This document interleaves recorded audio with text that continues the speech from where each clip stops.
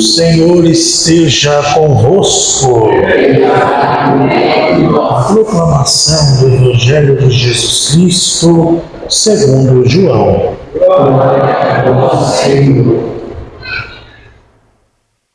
Naquele tempo, Jesus partiu da Samaria para a Galileia.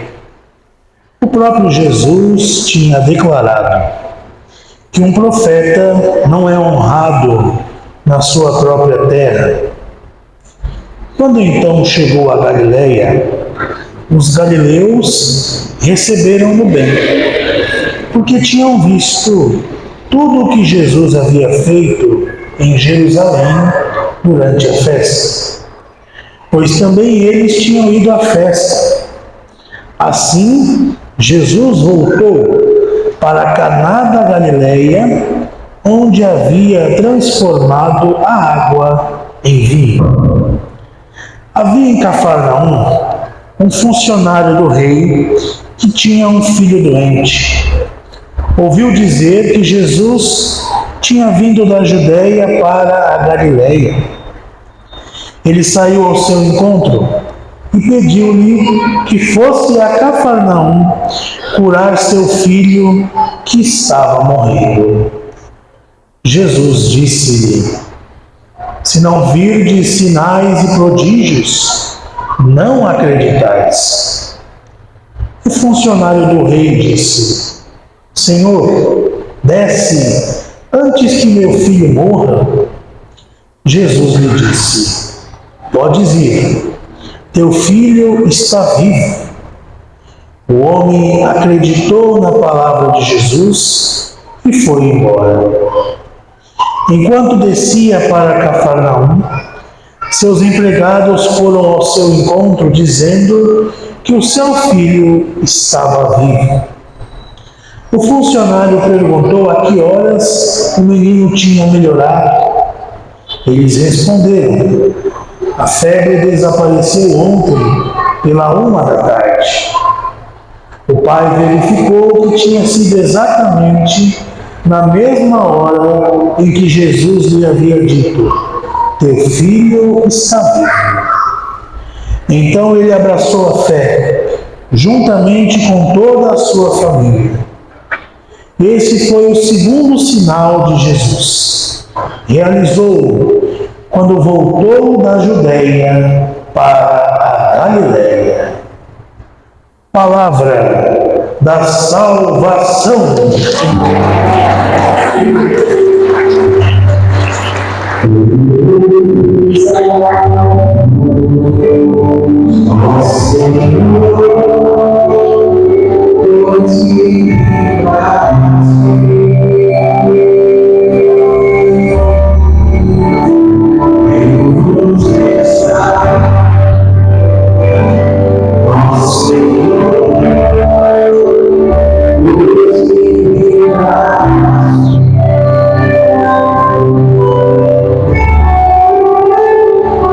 Louvado seja nosso Senhor Jesus Cristo. Que alegria, meus irmãos e irmãs, estarmos juntos nesta noite para celebrarmos a Eucaristia. A alegria vem pela primeira vez a esta paróquia para, junto com vocês, celebrarmos a nossa fé neste tempo tão bonito para a vida da comunidade, que é celebrar o seu padroeiro. E esta paróquia tem um padroeiro importante, sobrinho, não é? Não só padroeiro daqui, mas padroeiro de toda a igreja, patrono da igreja, São José. Como é bom nós olharmos para a vida de São José e aprendemos com ele o seu exemplo de humildade, o seu exemplo de estar atento à palavra do Senhor e, mais do que isso, aprendemos com São José a ser obedientes à palavra do Senhor. No mundo de hoje que nós vivemos, esta palavra obediência, tem alguns que pensam que está fora de moda, não é? Mas a obediência, ela é importantíssima. E a obediência a gente aprende dentro de casa, até hoje.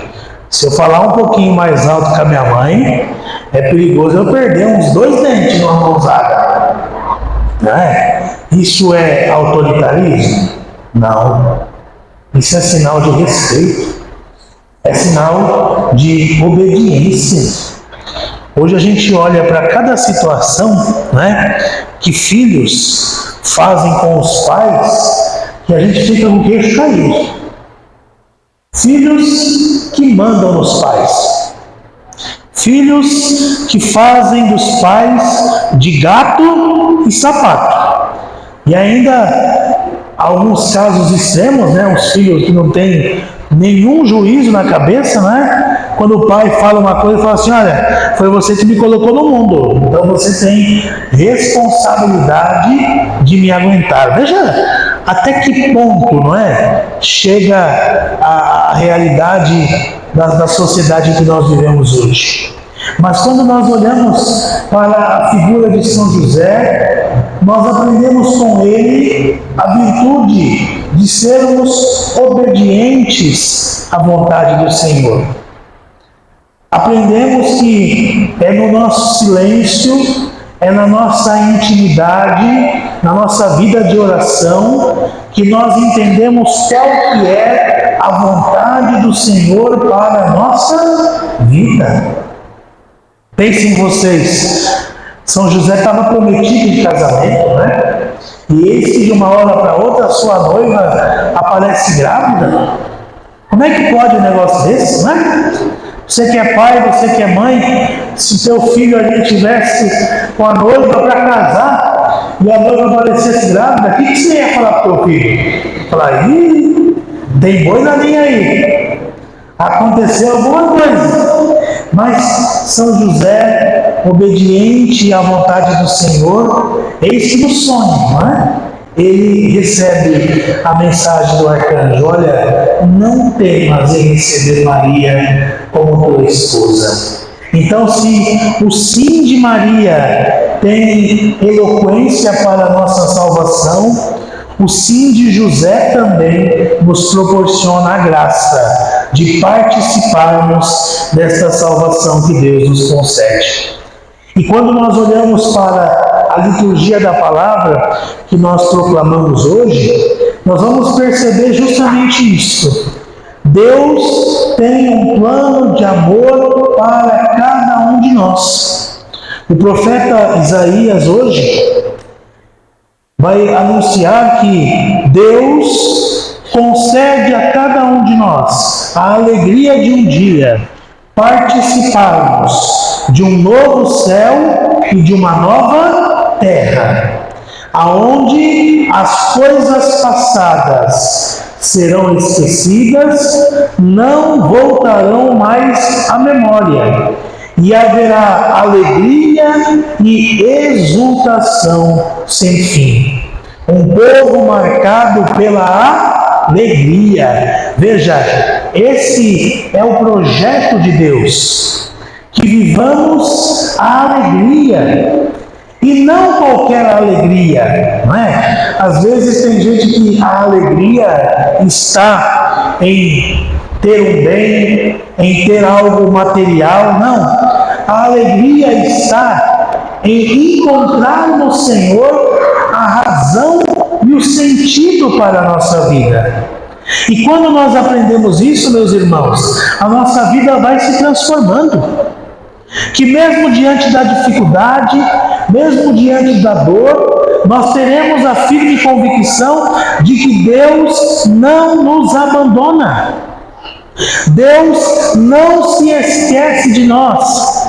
E mais do que isso, Deus não se cansa de nos chamar a viver a comunhão com Ele.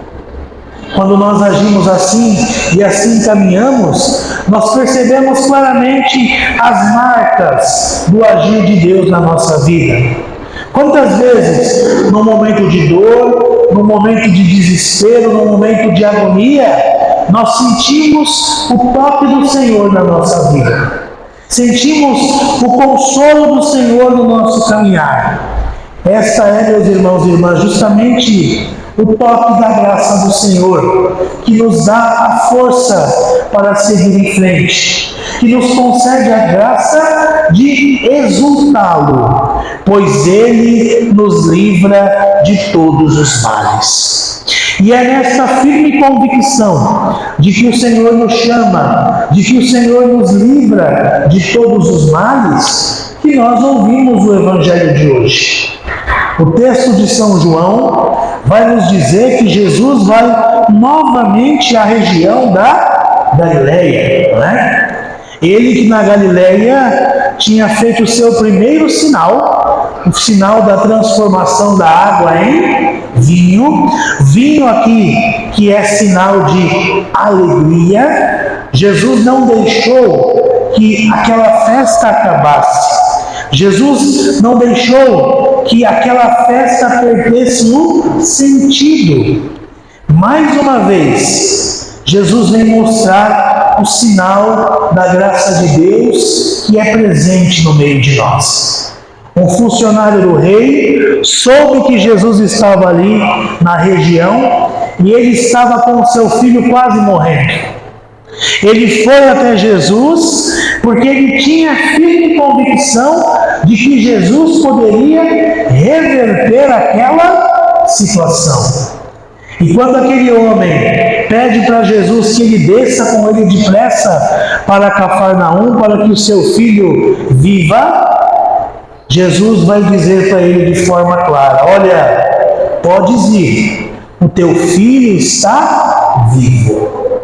Aquele homem acredita na força da palavra de Jesus. E no momento em que de fato ele acredita na força da palavra de Jesus, o milagre acontece. O seu filho é curado e a sua vida é reestabelecida. Quando a gente olha para este Evangelho, para este segundo sinal de Jesus, no Evangelho de São João, nós percebemos a importância do nosso ato de fé. Quantas vezes nós queremos viver uma fé confiando mais na nossa força do que na graça do Senhor? O grande milagre acontece, meus irmãos, quando a graça de Deus se encontra com o nosso esforço. Quando nós também realizamos a nossa parte para que a obra de Deus aconteça no meio de nós. Assim aconteceu na vida de São José. Ele contava com a graça do Senhor e nunca duvidou disso. Mas também com o seu esforço, com o seu trabalho, ele edificou e cuidou da Sagrada Família de Nazaré.